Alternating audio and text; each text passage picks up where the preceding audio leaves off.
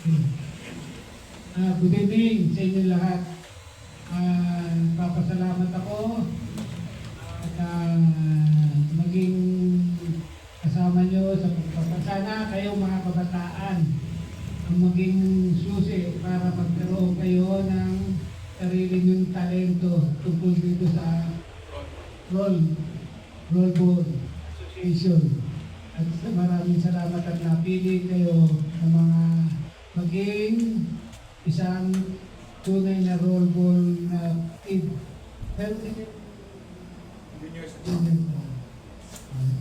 Nagpapasalamat ako ha. Okay. Salamat po sa inyong pagdalo sa simpleng signing po ng Memorandum of Agreement. At ako rin nagpapasalamat kay Presidente June Batimana and also with Secretary Vince, si Ms. Chin and Sir Manny. Salamat po sa kanilang hospitality na hindi sila nagdalawang isip kahit na alam nila na mga marami kasi tayong mga nagkagaanan dahil kasi nagsisimula tayo. Maraming salamat po at nandito na tayo sa ating pangatlong yugto. After po ng dalawang international competition from India noong 2024 at noong Dubai noong 2025. Ngayon po ay naharap namin ang Junior World Cup ngayon 2026 at saka yung World Cup sa 2027. Ngayon po mas mahaba yung time of preparation namin at mas malawak po kami.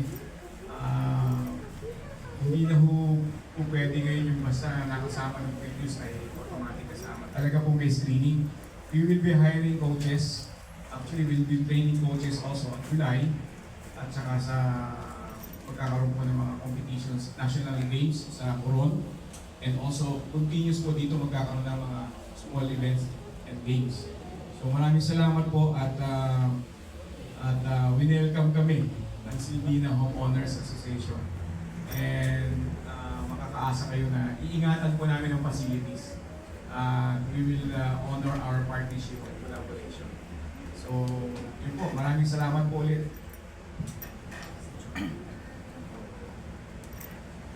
Baka magtatanong po ako muna, Sir, gaano ba ka-importante nga itong partnership na ito para dito sa in both parties para at least makilala panalo yung ating grassroots community na rin, especially right now, unti-unti na lumawak nga yung reach ng rollball sa bansa.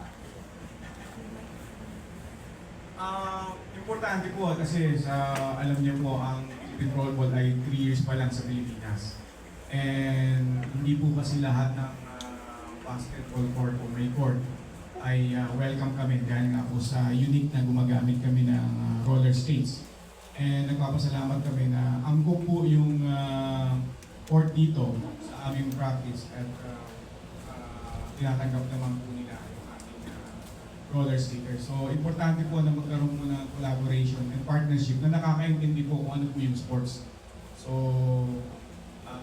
hopefully ay maging longer ang relationship.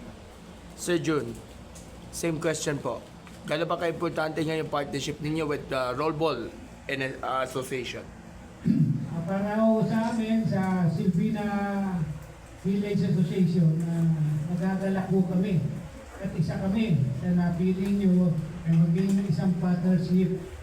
Sana naman, dalangin ko na tuloy-tuloy ang maging ang kagalingan ng mga kabataan. Maraming salamat po. Isang tanong na lang, Sir Tony, with the partnership nga with Silvina Village, and then yung nauna pa yung Coron, then Lingayen, makakaasa pa ba natin na of course tataas ba expectations natin to have more clubs affiliated with PRBA nationwide? Salamat po sa tanong na yan. Actually, ngayon po meron po pending application. Ang pending application po ay Naga, Taguig, Marikina, Pasig, at saka Las Marinas, and Romblon, and Iloilo. Then we also have from Cabuyao and Calamba. Pero mauna po yata yung mga provincial. Kasi po, kinukonsider po natin yung kailangan yung skaters community may established na po. No? Kasi po, by the way, isang good news po, no? take this opportunity. Ngayon po, no, kami message lang po ng Philippine Olympic Committee, ang application po natin for accreditation ay nasa MEMCOM na po ng BOC. Yes. So, makakaasa tayo na hopefully lumabas yan. At kanina po, na-meet ko nga po si isang commissioner ng PSC, galing po ako ng PSC kanina, and Si Com Pitts Gaston ba o Com Wawit? si Comawit. Com Wawit Kasi Torres. nakasama ko po siya doon sa 2019 SEA Games. And bagit niya po, alam niya po yung schedule natin, nagulat ako eh. So, nasa radar po tayo ng PSC, makakaasa tayo na may supportan. Kung noon medyo hirap tayo, ngayon meron po mga tulong. And meron surprise, within the week, I will have a meeting with one of the sports billionaire. Hopefully matuloy, pag-pray natin yan. And sineset na nila yung meeting. So ito yung mga good news natin. And we will continue to scout. By the way, I would like to also to announce the interim promotion. No? This year, si Coach Jason Erinique is my executive director. Siya po ngayon executive director for this year's event. So let's give a applause. Kaya tulungan niyo po si Coach, kasi si Coach hindi lang Coach, executive director din yan. Sabi niya, position lang, wala pang budget. Pero eventually lahat magkaka-budget po. So maraming salamat po. Thank you. So again, ang next event ninyo was June 13, Luzon Friendship Cup. June 13 po ba, sir? June 27 po, dito po gaganapin. June 27. And then of course yung mga teams is from QC, Cainta, Coron, and Lingayen. Yes, pero so far po, ang nag-confirm pa lang ay yung Lingayen. Yung Coron ay they're having, they're taking time. No? One Cainta is wala pang nag-submit. So eventually, definitely tuloy po yung Luzon Roll Ball Friendship Cup.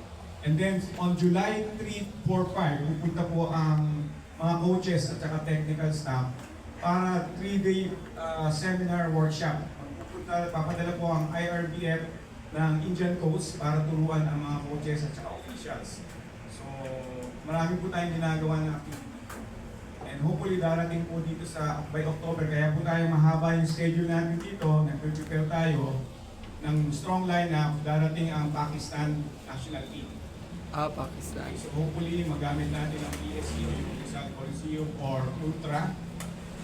Hindi po ay with Silvina partnership para magdito po tayo makasama. Okay. Maraming salamat po. Okay, thank you po.